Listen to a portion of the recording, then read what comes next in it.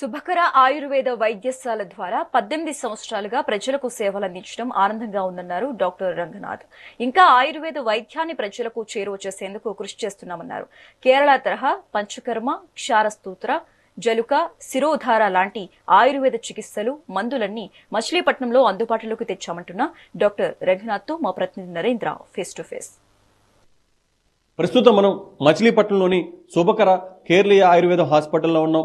ఈ హాస్పిటల్ ప్రారంభించి ఇప్పటికి 18 సంవత్సరాలు అవుతుంది. ఈ 18 సంవత్సరాల్లో వీళ్ళ ప్రయాణం ఏ విధంగా కొనసాగింది ఏంటనేది తెలుసుకునేందుకు మనతో పాటు డాక్టర్ రంగనాథ్ గారు ఉన్నారు. ఆయన మనిషి విషయాలు తీసుకునే ప్రయత్నం చేద్దాం. సార్ చెప్పండి, ముఖ్యంగా మీ ప్రయాణం ఈ 18 సంవత్సరాల్లో ఏ విధంగా కొనసాగింది?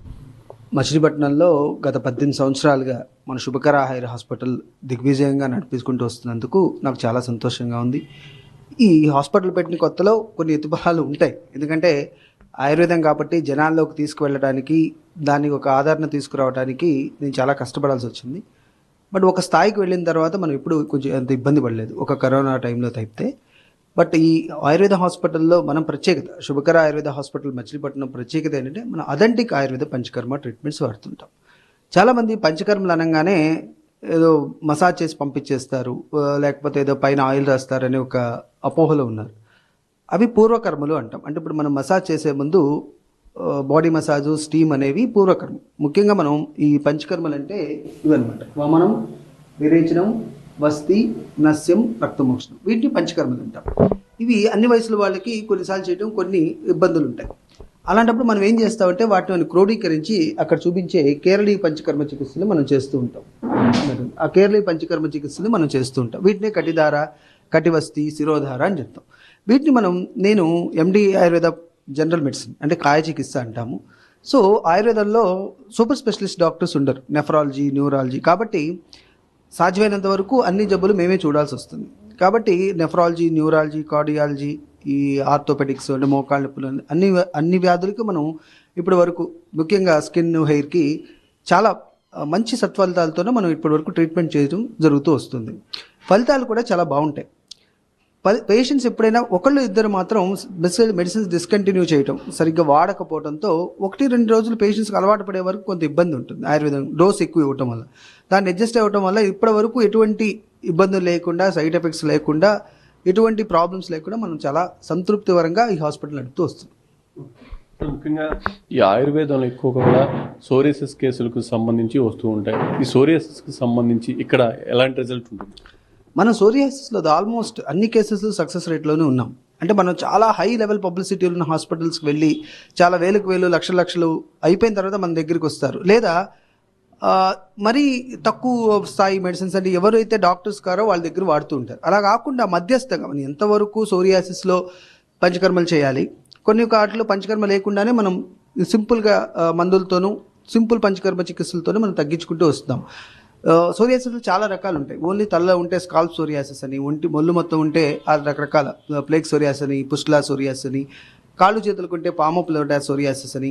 ఈ పామోపులాంటార్ చాలా ఎక్కువ వస్తుంటాయి. అది మనకి డయాబెటిక్స్ వల్ల ఉంటుంది, అందులో కూడా జెరోసిస్ ఉంటుంది, ప్లాంటాజ్, ఇట్లా రకరకాల సమస్యలతో వచ్చినవి ఉంటాయి. ఈ సోరియాసిస్ ముఖ్యంగా మానసిక కారణాలు, ఉద్వేగాలు, ఆటోఇమ్యూన్ డిసార్డర్ కాబట్టి వీటికి సమగ్రంగా చికిత్స చేయాల్సి వస్తూ ఉంటుంది. అంటే మనం యాంగ్జైటీ, టెన్షన్ తగ్గించడం, ఆటో ఇమ్యూనిటీ పవర్ని పెంచడం, వ్యాధి నిరోధక శక్తిని అన్ని పెంచడం, ఈ జబ్బును మనం తగ్గించుకుంటూ రావటం. ఇట్లా చేయటం వల్ల మనకి సోరియాసిస్ తగ్గటమే కాకుండా రికరెన్స్, మాటిమాటికి వచ్చే శాతం కూడా బాగా తగ్గిపోతుంది.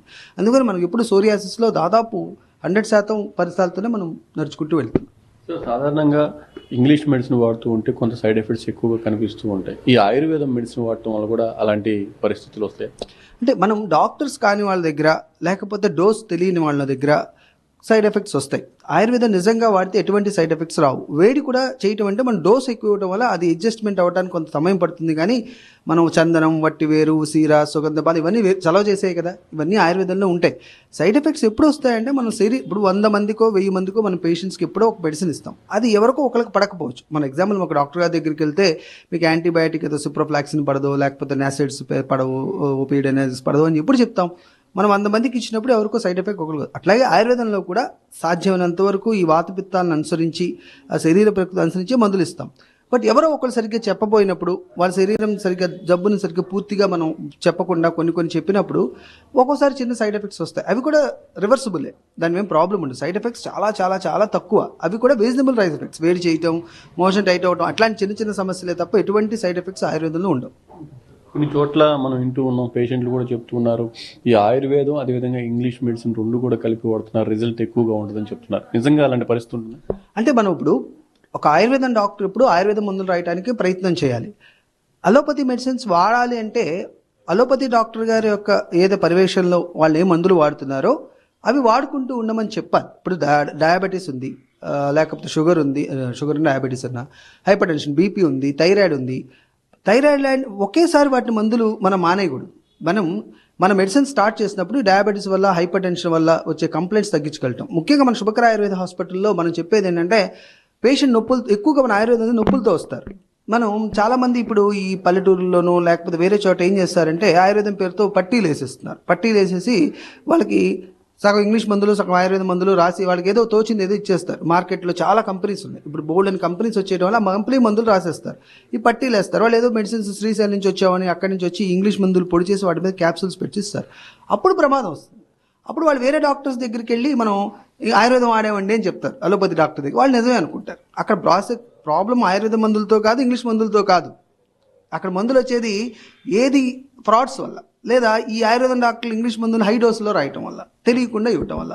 మనం నిజంగా ఆయుర్వేదం వాడుతున్నప్పుడు ఆయుర్వేద మందులు వాడుకుంటూ ఎప్పుడైతే ఆ ఇంగ్లీష్ మందులు కూడా అవసరమైనంత వరకు డాక్టర్ గారి పర్యవేక్షణలో వాడిస్తే సైమల్టేనియస్గా వాడుకోవచ్చు. మేము ఇప్పుడు high level of sugar levels with diabetic nephropathies, ulcers, sugar వల్ల అల్సర్స్ ఉంటాయి.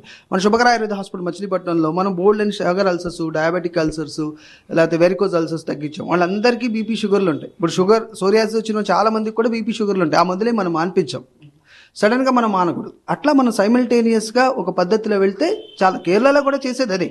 కేరళలో కూడా మన పెద్ద పెద్ద హాస్పిటల్స్లో అలోపతి డాక్టర్స్ కూడా విజిట్ చేస్తారు, చెప్తారు. సో సైమల్టేనియస్గా వెళ్తూ ఉంటే కరెక్ట్గా డాక్టర్ గారు ఇప్పుడు అలోపతి ఆయుర్వేదం చదవాలంటే మనం BAMSలో MDలో కూడా ఇంగ్లీష్ మెడిసిన్ అంతా ఉంటుంది, ఎనాటమీ, ఫిజియాలజీ అన్నీ చదవాలి.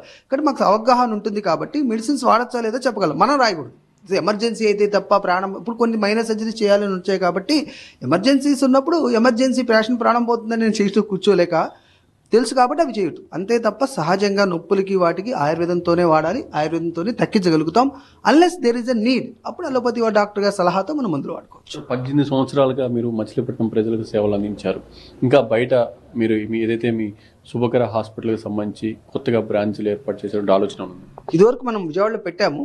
ఈ పంచకర్మ ఈ థెరపిస్టుల సమస్య వల్ల కొంత ఆపాల్సి వస్తుంది. మళ్ళీ మనం ఎక్స్టెండ్ చేయడానికి ప్రయత్నం చేస్తున్నాం. ఇక్కడ కూడా మచిలీపట్నంలోనే మన శుభకర ఆయుర్వేద హాస్పిటల్ ఇప్పటి వరకు కొన్ని రకాల సమస్యలు మనం అంతగా అడ్రస్ చేయలేకపోయాం. అంటే ఇప్పుడు కంటి సమస్యల్ని, ENT సమస్యల్ని, వాటికి కూడా మనకి ఆయుర్వేదంలో స్పెషలైజ్డ్ బ్రాంచెస్ ఉన్నాయి, శాలాక్య తంత్రం అని.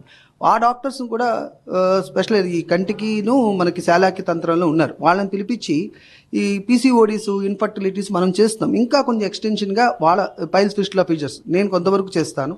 ఇంకా వేరే డాక్టర్స్ పర్యవేక్షణలో కూడా ఈ సూపర్ స్పెషాలిటీ లెవెల్లో ఇంకా దీన్ని ముందుకు తీసుకుపోవాలి అని, బందర్లోనే ఇంకా చాలా ఎక్కువ తీసుకుపోవాలని నా ప్రయత్నం. ఇది మొత్తంగా చూసినట్టు ఏదైతే ఈ శుభకర ఆయుర్వేద హాస్పిటల్కి సంబంధించి 18 సంవత్సరాలుగా ఇక్కడ ప్రజలకు సేవలు అందిస్తూ ఉన్నారు. ఇంకా మరింత దీన్ని విస్తరించే విధంగా కూడా వీళ్ళు ముందుకు వెళ్ళబోతూ ఉన్నారు.